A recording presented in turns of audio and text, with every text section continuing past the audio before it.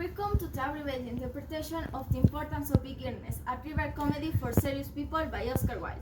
In the bustling city of London, in Algernon's elegant salon, the afternoon sun streaming through into the window as Algernon reclined by the piano, idly playing a melody.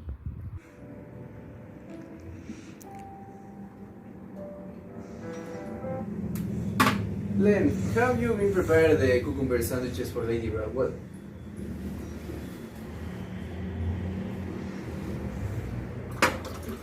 Quite delightful, I must say. Yes, sir. Lane, kindly see to the door, will you? Yes, sir.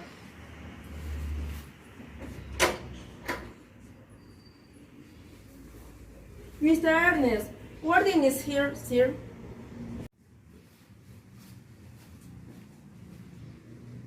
Welcome, Ernest. What brings you to the city? Oh, pleasure. I see Hillary is always algae. I believe it is customary in God's society to take a light repast of 5 in the afternoon. As you say, algae. By the way, why are there so many sandwiches on the table? Those sandwiches are specially made for my own Augusta and Gwendolyn. Oh, Gwendolyn, it is for her sake that I'm here in the city. I have come to propose to her. Good luck with that. She won't accept. Besides, I do not give my consent. And why is that? You need to explain what this says on your cigarette case. Lane, bring me the cigarette case Mr. Worthing left in the smoking room the last time he dinner here.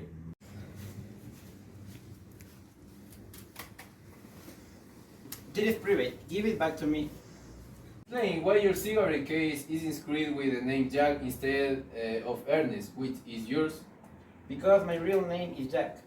You always told me it was Ernest. I have introduced you to everyone as Ernest. You answered to the name of Ernest. You look as if your name was Ernest.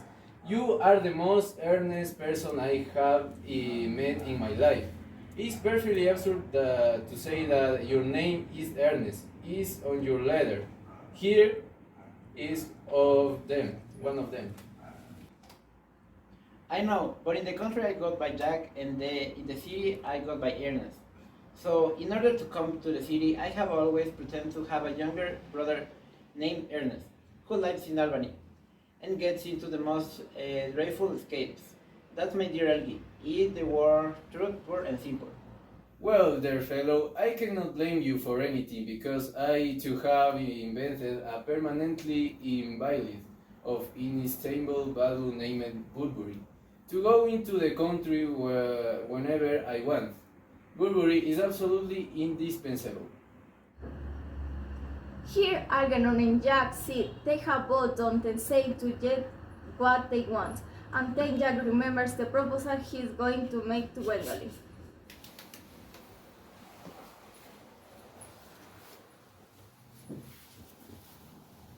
Good afternoon, dear Algernon. I hope you are behaving yourselves. I'm feeling quite well, Aunt Augusta.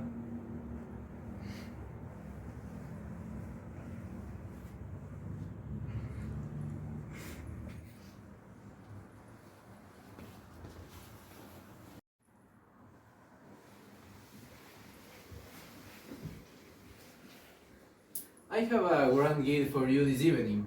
Algernon, I am sending you off with my Farquhar. She is such a pleasant woman and very attentive to her husband. It's a delight to see them. I hope not, Algernon. It is most strange. This Mr. Burberry seems to suffer from a remarkably bad state of health.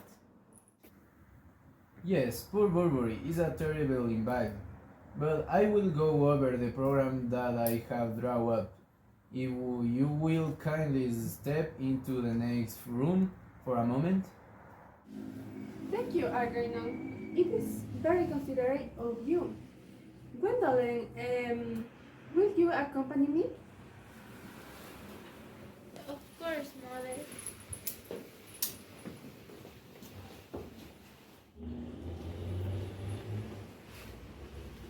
Miss Fairfax, I would like to take advantage of Lady Bracknell's temporary absence. I would certainly advise you to do so. Mama has a way of returning to a room suddenly. Miss Fairfax, since I first met you, I have admired you more than any girl I have ever met. I worship you.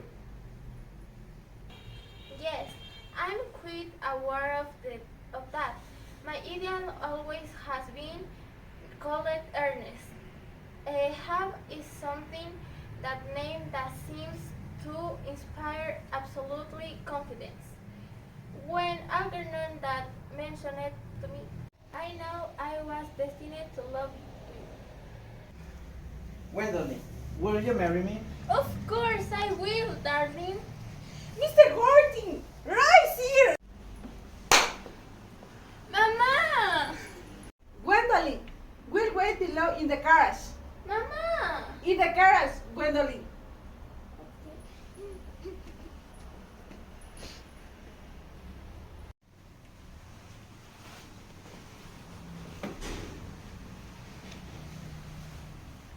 Well now, Mr. Worthing, do your parents live? I have lost both parents, or to put it more accurately, my parents seem to have lost me, and I'm not really sure who I am, my birth. I was found. Found. Where did you find him, Mr. Worthing? In a handbag. Well, it hardly seems to me that Lord Bracknell would allow his only daughter, a girl brought up with the utmost care, to marry into a cloakroom and form an alliance with a parcel seer.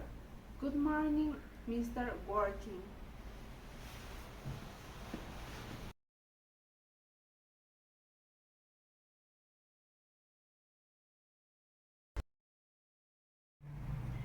In Act 2, we find ourselves in the garden at the Manor House, just country estate in Hertfordshire. Cecily, it's good to see you. Oh, Ernest, it's a glad day you come. What have you been doing? Studying. You are so educated, but tell me, do you believe in marriage? Yes, I think it's a beautiful thing. As Algernon and Cecily in conversation, her desire for marriage sparked an intrigue that aligns with his own hidden intentions. Cecily, where is Ernest? Here he is, Algernon. Allow me to introduce to you Gwendolyn. Because you're her friends. What are you saying? It's a confusion. Cecily believes that she is engaged to Ernesto. But I'm engaged to Ernest. How is it possible? It seems like we all have secrets. The revelation of mistaken identities leads to tangled web of emotion and misunderstanding.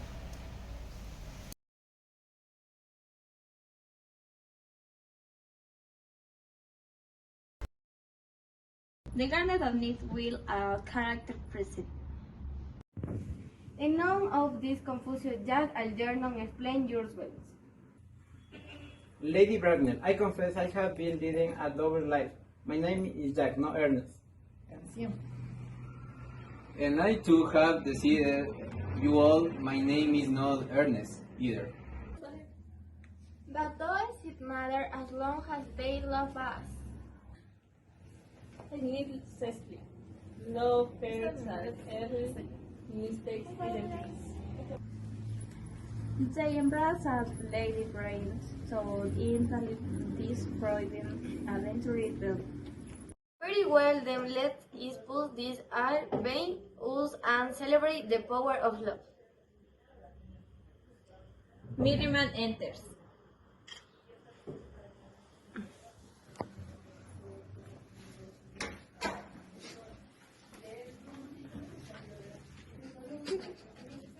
Sir, there is a name and the door claiming to be Mr. Ernest Worthing. Another Ernest, this is most peculiar.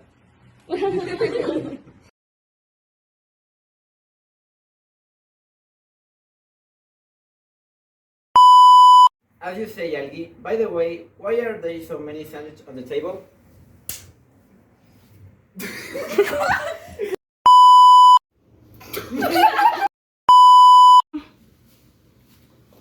Yes, sir.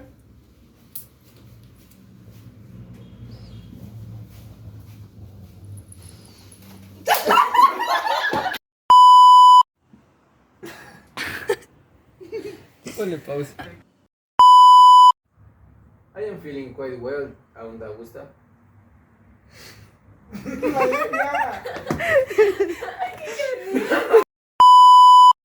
I'm feeling quite well, ¿aún te gusta?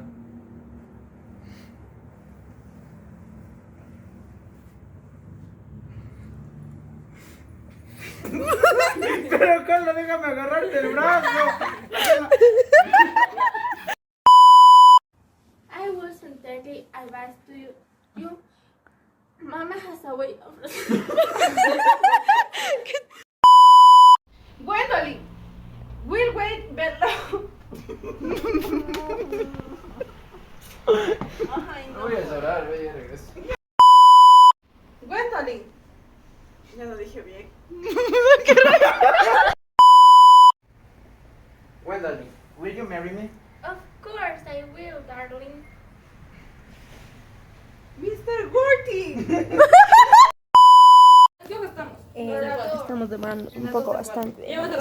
Sandier Valverde, saluda. Ya mismo acabamos. Estaría ahí.